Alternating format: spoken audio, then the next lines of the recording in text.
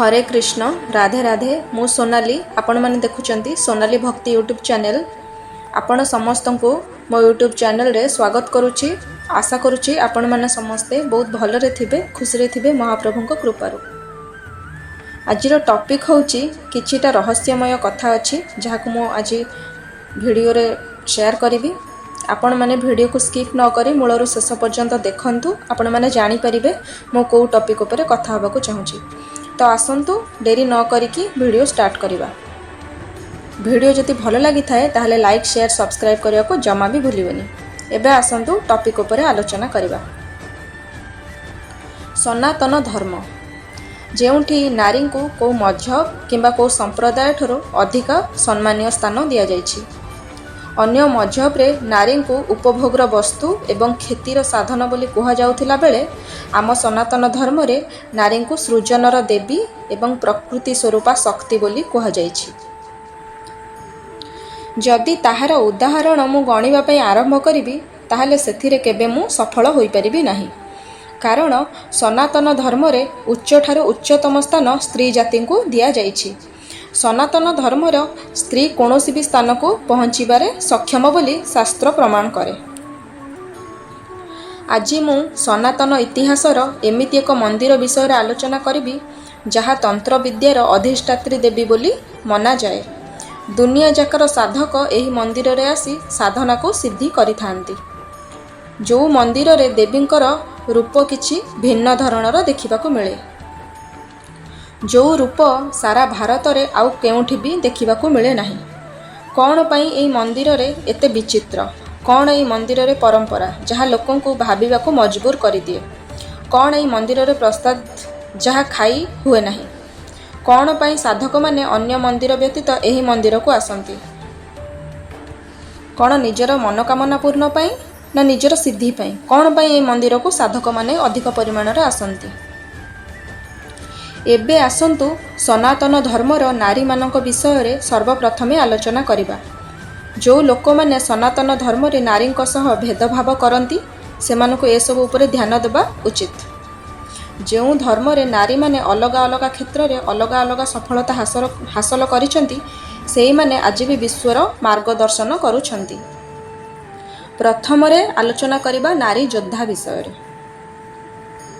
इतिहासर राणी दुर्गावती, राणी लक्ष्मीबाई, राणी अहल्याबाई, राणी झलकारीबाई इत्यादि जो माने शत्रुंकर नाक को तले रगड़ी देथिले।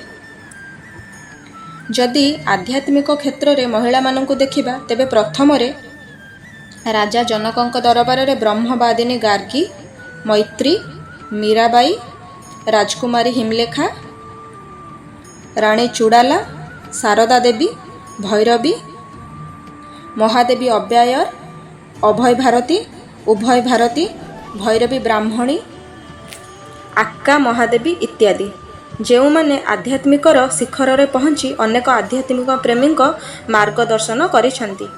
आध्यात्मिक सत्तारे निजर विशिष्ट छाप छाड़िछंती जेउथिपाई सनातनी माने सर्वदा सेमानकर ऋणी रहिबे।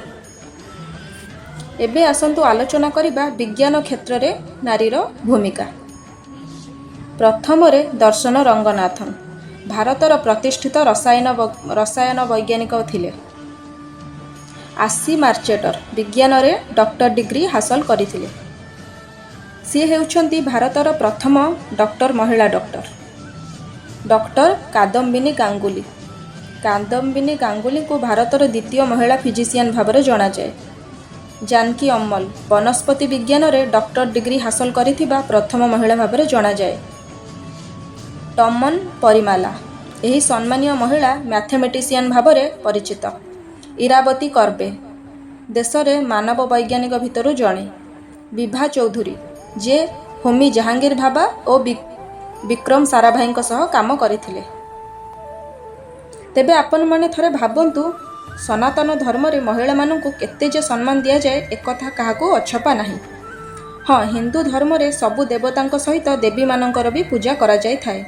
को जगार देवतांक ठारू देवी शक्ति उच्च बोली दर्शा जायछि। सेथिपाई किछि साधक माने विशिष्ट तंत्र सिद्धि पाई विभिन्न शक्तिपीठ को जाती। आज मु आपण मानकु एमिति गोटे मंदिर विषय रे जणैबी ଯେଉଁଠି ମାଆଙ୍କ ମୂର୍ତ୍ତି ନୁହେଁ ମାଆଙ୍କ ଯୋନି ପୂଜା ହୁଏ। ଆଉ ଏହି ମନ୍ଦିରରେ ଅଘୋରଙ୍କର ଭିଡ଼ ଲାଗି ରୁହେ, ଯାହାକୁ ଅଘୋରଙ୍କର ଗଡ଼ ବୋଲି କୁହାଯାଏ। ଏଠି ବହୁ ସଂଖ୍ୟକ ଭାବରେ ଅଘୋରୀ ବାସ କରନ୍ତି। ଆଉ ବହୁତ ସଂଖ୍ୟକ ଅଘୋରୀ ଆସନ୍ତି ମାଆଙ୍କୁ ପୂଜା ପାଇଁ, ସିଦ୍ଧି ହାସଲ ପରେ ନିଜ ବାସସ୍ଥଳୀକୁ ଚାଲି ଯାଆନ୍ତି। ଆଜିର ଭିଡ଼ିଓରେ ମୁଁ କାମାକ୍ଷା ମାଆଙ୍କ ମନ୍ଦିର ବିଷୟରେ ଆଲୋଚନା କରିବି। କ'ଣ ତାଙ୍କ ଇତିହାସ, କ'ଣ ପାଇଁ ଏତେ ରହସ୍ୟମୟ ତାଙ୍କ ମନ୍ଦିର, ସେ ବିଷୟରେ ଆଜି ଆଲୋଚନା କରିବି। କାମାକ୍ଷା ମନ୍ଦିର ଭାରତର ବହୁତ ପୁରାତନ ସିଦ୍ଧ ଶକ୍ତିପୀଠ ମଧ୍ୟରୁ ଅନ୍ୟତମ, ଯାହାଙ୍କ ସହିତ ପୁରାତନ ଇତିହାସ ଯୋଡ଼ି ହୋଇ ରହିଛି। ସେଠିକାର ଭକ୍ତଙ୍କର କହିବା କଥା ହେଉଛି, ଯେଉଁମାନେ ଏହି ମନ୍ଦିରକୁ ଭ୍ରମଣ କରିବାକୁ ଆସନ୍ତି, ମାଆ ସେମାନଙ୍କର ସମସ୍ତ ବାଞ୍ଛା ପୂର୍ଣ୍ଣ କରିଥାନ୍ତି। କାମାକ୍ଷା ମନ୍ଦିର ଆସାମର ଗୌହାଟୀରେ ଅବସ୍ଥିତ, ଯେଉଁଠିକି ପ୍ରତିବର୍ଷ ଲକ୍ଷାଧିକ ଭକ୍ତ ମାଆଙ୍କ ଦର୍ଶନ କରିବା ପାଇଁ ଆସନ୍ତି। ଏହି ମନ୍ଦିରର ସବୁଠୁ ଖାସ୍ କଥା ହେଲା, ଏହି ମନ୍ଦିରରେ ପୁରୁଷ ମହିଳା କ୍ଳୀବ କାହା ସହିତ ବି ଭେଦଭାବ କରାଯାଏ ନାହିଁ। ଅନ୍ୟ ମନ୍ଦିରରେ ମହିଳାମାନଙ୍କ ମାସିକ ଧର୍ମ ସମୟରେ ମନ୍ଦିର ବର୍ଜିତ ଥିବାବେଳେ କାମାକ୍ଷା ମାଆଙ୍କ ମନ୍ଦିରରେ ସେ ସବୁର ଭେଦଭାବ ନାହିଁ। ଏଠି ମନ୍ଦିରକୁ ଆସୁଥିବା ଭକ୍ତକୁ ଏକ ମହତ୍ତ୍ୱପୂର୍ଣ୍ଣ ପ୍ରସାଦ ଦିଆଯାଏ, ଯାହା ବିଷୟରେ ଆଗକୁ ଆଲୋଚନା କରିବି। ଆସାମର ରାଜଧାନୀ ଦିସପୁରଠୁ 7 କିଲୋମିଟର ଦୂରରେ ଏହି ଶକ୍ତିପୀଠ ଅବସ୍ଥିତ। ନୀଳାଞ୍ଚଳ ପର୍ବତଠାରୁ 10 କିଲୋମିଟର ଦୂର। ଏହି ମନ୍ଦିରକୁ କାମାକ୍ଷା ଶକ୍ତିପୀଠ ନାମରେ ମଧ୍ୟ ଜଣାଯାଏ। କାମାକ୍ଷା ଶକ୍ତିପୀଠ ସବୁ ପୀଠର ମହାଶକ୍ତିପୀଠ ବୋଲି ମନାଯାଏ। ଏହି ମନ୍ଦିରରେ ମାଆଙ୍କର କୌଣସି ବି ମୂର୍ତ୍ତି ଆପଣମାନେ ଦେଖିବାକୁ ପାଇବେ ନାହିଁ। ମନ୍ଦିରରେ ଏପରି ଏକ କୁଣ୍ଡ ଅଛି, ଯାହା ସବୁବେଳେ ବିଭିନ୍ନ ପୁଷ୍ପ ଦ୍ୱାରା ଢାଙ୍କି ହୋଇ ରହିଥାଏ। ଏହି କୁଣ୍ଡରୁ ସଦାବେଳେ ପାଣି ବୋହିଥାଏ। ଚମତ୍କାର ଭରା ଏହି ମନ୍ଦିରରେ ଦେବୀଙ୍କର ଯୋନି ପୂଜା କରାଯାଇଥାଏ। ମାଆଙ୍କ ଯୋନି କ'ଣ ପାଇଁ ଏଠି ପୂଜା କରାଯାଏ, ଏହାର ଇତିହାସ ମାଆ ସତୀ ଏବଂ ମହାଦେବଙ୍କ ସହିତ ଜଡ଼ିତ ଅଛି। ଆମ ଶାସ୍ତ୍ର ଅନୁସାରେ ପ୍ରଜାପତି ଦକ୍ଷଙ୍କ ପୁତ୍ରୀ ହେଲେ ମାଆ ସତୀ। ସତୀ ମାଆଙ୍କ ବିବାହରେ ଭଗବାନ ଶିବଙ୍କ ସହିତ ହୋଇଯାଇଥିଲା, କିନ୍ତୁ ମାଆ ସତୀଙ୍କ ପିତା ଏ ବିବାହରେ ପ୍ରସନ୍ନ ନଥିଲେ। ସେଥିପାଇଁ ଦକ୍ଷ ପ୍ରଜାପତି ତାଙ୍କ ରାଜ୍ୟରେ ଗୋଟେ ବହୁତ ବଡ଼ ଯଜ୍ଞର ବ୍ୟବସ୍ଥା କରିଲେ। ସେହି ଯଜ୍ଞରେ ପୁରା ବିଶ୍ୱ ବ୍ରହ୍ମାଣ୍ଡର ବିଭିନ୍ନ ଦେବାଦେବୀଙ୍କୁ ଯଜ୍ଞରେ ନିମନ୍ତ୍ରଣ କରାଇଲେ। ପରନ୍ତୁ ଏହି ଯଜ୍ଞରେ ମହାଦେବ ଓ ମାଆ ସତୀଙ୍କୁ କୌଣସି ନିମନ୍ତ୍ରଣ ଦିଆଯାଇ ନଥିଲା। ଯେତେବେଳେ ମାଆ ସତୀଙ୍କୁ ଏ ବିଷୟରେ ଖବର ମିଳିଲା କି ତାଙ୍କ ବାପା ଏକ ବହୁତ ବଡ଼ ଯଜ୍ଞର ଆୟୋଜନ କରୁଛନ୍ତି, କିନ୍ତୁ ମୋ ସ୍ୱାମୀ ମହାଦେବଙ୍କୁ ନିମନ୍ତ୍ରଣ କରିନାହାନ୍ତି, ସେତେବେଳେ ମାଆ ସତୀଙ୍କୁ ବହୁତ ଦୁଃଖ ହେଲା। ମାଆ ସତୀ ଯାଇକି ତାଙ୍କ ବାପାଙ୍କୁ ଏଇ କଥା ପଚାରିବେ ବୋଲି ଭାବିଲେ। ସେଥିପାଇଁ ମାଆ ସତୀ ମହାପ୍ରଭୁ ଶିବଙ୍କ ପାଖରେ ଜିଦ୍ କରିଲେ ଏହି ଯଜ୍ଞକୁ ଯିବା ପାଇଁ। ପ୍ରଥମରେ ଭଗବାନ ଶିବ ମାଆ ସତୀଙ୍କୁ ମନା କରିଲେ, କିନ୍ତୁ ମାଆ ସତୀ ହଠ କରିବାରୁ ଭଗବାନ ରାଜି ହୋଇଗଲେ। ଭଗବାନ ଶିବ ନିଜେ ଗଲେ ନାହିଁ, ପରନ୍ତୁ ମାଆ ସତୀଙ୍କୁ ଯିବା ପାଇଁ ଆଜ୍ଞା ଦେଇଦେଲେ। କିନ୍ତୁ ଭଗବାନ ଶଙ୍କରଙ୍କର କହିବା କଥା ହେଲା, ବିନା ନିମନ୍ତ୍ରଣରେ କାହାର ଆୟୋଜନକୁ ଯିବା ଏକ ଅପମାନଜନକ କଥା। ଯେତେବେଳେ ମାଆ ସତୀ ତାଙ୍କ ପିତାଙ୍କ ଆୟୋଜନରେ ପହଞ୍ଚିଲେ ଆଉ ସେଠାରେ ଉପସ୍ଥିତ ସବୁ ଦେବୀ ଓ ଦେବତାଙ୍କୁ ଦେଖିଲେ, ତ ତାଙ୍କୁ ଖୁବ୍ କଷ୍ଟ ହେଲା। ଆଉ ତାପରେ ମାଆ ସତୀ ତାଙ୍କୁ ଆଉ ମହାଦେବଙ୍କୁ ନିମନ୍ତ୍ରଣ ନ କରିବାର କାରଣ ପଚାରିଲେ ତାଙ୍କ ବାପାଙ୍କୁ। କିନ୍ତୁ ସତୀ ମାଆଙ୍କ ପିତା ପ୍ରଜାପତି ଦକ୍ଷ ଯଜ୍ଞରେ ଉପସ୍ଥିତ ସବୁ ଦେବାଦେବୀଙ୍କ ସାମ୍ନାରେ ମହାଦେବ ଓ ମାଆ ସତୀଙ୍କ ପ୍ରତି ଅପମାନଜନକ ଶବ୍ଦ ବ୍ୟବହାର କରିଲେ। ଆଉ ଭଗବାନ ଶିବଙ୍କ ପାଇଁ କିଛି ଅପଶବ୍ଦର ପ୍ରୟୋଗ ମଧ୍ୟ କରିଲେ। ମାଆ ସତୀ ତାଙ୍କ ସ୍ୱାମୀଙ୍କ ଅପମାନ ସହିପାରିଲେ ନାହିଁ। ତାପରେ ମାଆ ସତୀ ଯଜ୍ଞକୁଣ୍ଡରେ ନିଜର ଆତ୍ମଦାହ କରିଦେଲେ। ସେଥିପାଇଁ ଆମ ସନାତନ ଧର୍ମରେ କୁହାଯାଏ, ସ୍ୱାମୀଙ୍କ କଥା ବା ସ୍ୱାମୀଙ୍କ ଆଜ୍ଞାକୁ ପାଳନ କରିବା ଉଚିତ, କାରଣ ପତିଙ୍କୁ ପରମେଶ୍ୱରର ଆଖ୍ୟା ଦିଆଯାଇଛି। ଯେତେବେଳେ ଭଗବାନ ଶଙ୍କରଙ୍କୁ ଏ ଅଘଟଣ ବିଷୟରେ ଜଣାପଡ଼ିଲା, ସେତେବେଳେ ଶିବ ଯଜ୍ଞସ୍ଥଳରେ ପହଞ୍ଚି ମାଆ ସତୀଙ୍କ ଶବକୁ ଉଠାଇ ବ୍ରହ୍ମାଣ୍ଡରେ ରାଗିକି ତାଣ୍ଡବ କରିଲେ। ପୁରା ବ୍ରହ୍ମାଣ୍ଡ ଅସନ୍ତୁଳନ ହୋଇଗଲା। ଭଗବାନ ବିଷ୍ଣୁ ଯେତେବେଳେ ଭଗବାନ ଶିବ ଓ ବ୍ରହ୍ମାଣ୍ଡର ଏ ପ୍ରକାର ଅବସ୍ଥା ଦେଖିଲେ, ତାପରେ ଭାବିଲେ ଭଗବାନ ଶିବଙ୍କୁ ଶାନ୍ତ କରିବାର ଗୋଟିଏ ଉପାୟ, ଆଉ ସେଇଟା ହେଉଛି ଶିବଙ୍କର ମାଆ ସତୀଙ୍କ ପ୍ରତି ମୋହକୁ ଭଙ୍ଗ କରିବା ବା କାଟିବା। ତାପରେ ଭଗବାନ ବିଷ୍ଣୁ ମାଆ ସତୀଙ୍କ ଶରୀରକୁ ତାଙ୍କ ସୁଦର୍ଶନ ଚକ୍ରରେ ଛେଦି ଦେଇ 51 ଭାଗ କରିଦେଲେ। ତାପରେ ସତୀଙ୍କ ଶରୀର 51 ଭାଗ ହୋଇ ପୃଥିବୀର ବିଭିନ୍ନ ଜାଗାରେ ଯାଇକି ପଡ଼ିଲା, ଯାହାକୁ ଆମେ 51 ଶକ୍ତିପୀଠରେ ଜାଣୁଛୁ। 51 ଶକ୍ତିପୀଠ ମଧ୍ୟରୁ କିଛି ଭାରତରେ ଆଉ କିଛି ପାକିସ୍ତାନରେ ଉପସ୍ଥିତ।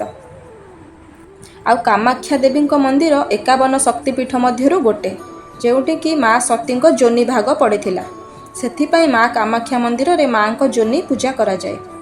ଏମିତିରେ ତ ମା କାମାକ୍ଷା ମନ୍ଦିର ଖୁବ୍ ରହସ୍ୟମୟ, କିନ୍ତୁ ପ୍ରତିବର୍ଷ ମାଙ୍କ ବିଶିଷ୍ଟ ପର୍ବ ଅମ୍ବୁବାଚୀ ଖୁବ୍ ଧୁମଧାମରେ ଅନୁଷ୍ଠିତ ହୁଏ। ସେହି ସମୟରେ କୁହାଯାଏ କି ମା ରଜସ୍ୱଳା ଥାଆନ୍ତି। ସେଥିପାଇଁ ତାଙ୍କ ସେ ମନ୍ଦିରର ନିକଟରେ ଥିବା ବ୍ରହ୍ମପୁତ୍ର ନଦୀ ପାଣି ପୁରା ଲାଲ ହୋଇଯାଏ। ଅନେକ ବୈଜ୍ଞାନିକମାନେ ମଧ୍ୟ ବହୁତ ରିସର୍ଚ୍ଚ କରିବା ପରେ ମଧ୍ୟ କୌଣସି ପ୍ରମାଣ ପାଇପାରି ନାହାନ୍ତି। କେବଳ ବ୍ରହ୍ମପୁତ୍ର ନଦୀ ନୁହେଁ, ମନ୍ଦିରର ଆଖପାଖରେ ଯେତେ ବି ଜଳାଶୟ ଅଛି ସବୁ ପାଣି 3 ଦିନ ପାଇଁ ଲାଲ ରଙ୍ଗ ହୋଇଯାଏ। କୁହାଯାଏ କି ଅମ୍ବୁବାଚୀ ପର୍ବ ସମୟରେ ମା ନିଜେ ରଜସ୍ୱଳା ଥାଆନ୍ତି। ସେହି ସମୟରେ 3 ଦିନ ପାଇଁ ମାଙ୍କ ମନ୍ଦିର ବନ୍ଦ କରିଦିଆଯାଏ। ଅମ୍ବୁବାଚୀ ସମୟ ପରେ ମାଙ୍କ ମନ୍ଦିର ଖୋଲା ହୁଏ। ଖୁବ୍ ଧୁମଧାମରେ ପାଳନ କରାଯାଏ। ଏହି 3 ଦିନ ମା ରଜସ୍ୱଳା ଧର୍ମରେ ଥାଆନ୍ତି। ଏହି କାରଣରୁ ବ୍ରହ୍ମପୁତ୍ର ନଦୀ ଏବଂ ବିଭିନ୍ନ ଜଳାଶୟ ପାଣି ନାଲି କଲର ହୋଇଯାଏ। ବୈଜ୍ଞାନିକମାନେ ଆଜି ପର୍ଯ୍ୟନ୍ତ ଏହାର କାରଣ ଜାଣିପାରି ନାହାନ୍ତି, କିନ୍ତୁ ମାଙ୍କ ଭକ୍ତମାନେ ଏହାକୁ ଦେବୀ ମାଙ୍କ କୃପା ବୋଲି ମାନିଥାନ୍ତି। ମା କାମାକ୍ଷାଙ୍କ ମନ୍ଦିର 3 ଭାଗରେ ବିଭକ୍ତ, ଯଥା ପ୍ରଥମ ହେଉଛି ଗର୍ଭଗୃହ, ଯେଉଁଠିକି କାହାକୁ ପ୍ରବେଶ କରିବାକୁ ଦିଆଯାଏ ନାହିଁ, ମାନେ ସବୁ ଭକ୍ତଙ୍କୁ ସେଠିକି ପ୍ରବେଶ କରିବାକୁ ଦିଆଯାଏ ନାହିଁ। ଦ୍ୱିତୀୟରେ ହେଉଛି ଦ୍ୱିତୀୟ ମନ୍ଦିର, ସବୁ ଭକ୍ତମାନେ ଯାଇକି ମାଙ୍କୁ ଦର୍ଶନ କରିଥାନ୍ତି। ତୃତୀୟରେ ଆଉ ଏକ ଛୋଟ ମନ୍ଦିର ଅଛି, ଯେଉଁଠିକି ସବୁ ଭକ୍ତମାନେ ଯାଇକି ଦର୍ଶନ କରିପାରନ୍ତି। ଏବେ ଆସନ୍ତୁ ଜାଣିବା ଏହି ମନ୍ଦିରରେ ମାଙ୍କ ପ୍ରସାଦ ଭାବରେ ଭକ୍ତଙ୍କୁ କ'ଣ ଦିଆଯାଏ।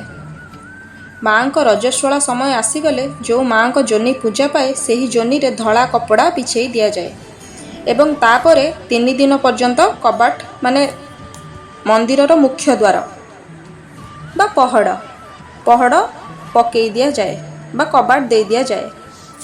3 ଦିନ ପରେ ପହଡ଼ ଖୋଲେ ଓ ସେ ଧଳା କପଡ଼ା ମାଙ୍କ ରଜରେ ଭିଜି ପୁରା ନାଲି ହୋଇଯାଇଥାଏ। ସେହି ନାଲି କପଡ଼ାକୁ ଭକ୍ତଙ୍କୁ ପ୍ରସାଦ ରୂପରେ ଦିଆଯାଏ। ଭକ୍ତଙ୍କ କହିବା କଥା କି ଏହି କପଡ଼ା ପାଖରେ ରଖିବା ଦ୍ୱାରା ଉକ୍ତ ବ୍ୟକ୍ତିର ସମସ୍ତ ଦୁଃଖ, ପୀଡ଼ା, ନକାରାତ୍ମକତା ଦୂର ହୋଇଯାଏ ଏବଂ ସମସ୍ତ ମନୋବାଞ୍ଛା ପୂର୍ଣ୍ଣ ହୋଇଥାଏ ବୋଲି ବିଶ୍ୱାସ କରାଯାଏ। ଆଜି ପାଇଁ ଏତିକି। ଆପଣମାନଙ୍କୁ କେମିତି ଲାଗିଲା ମା କାମାକ୍ଷା ମନ୍ଦିର ବିଷୟରେ ଜାଣିକି ମୋତେ କମେଣ୍ଟ ମାଧ୍ୟମରେ ଜଣାଇବେ। ରହୁଛି, ଦେଖାହେବ ପରବର୍ତ୍ତୀ ଭିଡ଼ିଓରେ ଏକ ନୂତନ ବିଷୟବସ୍ତୁକୁ ନେଇ। ଆପଣମାନଙ୍କୁ ଯଦି ମୋ ଭିଡ଼ିଓ ଭଲ ଲାଗିଥାଏ ତାହେଲେ ଲାଇକ୍, ସେୟାର, ସବସ୍କ୍ରାଇବ୍ ନିଶ୍ଚିତ ଭାବରେ କରିବେ। ରହୁଛି, ହରେ କୃଷ୍ଣ, ରାଧେ ରାଧେ।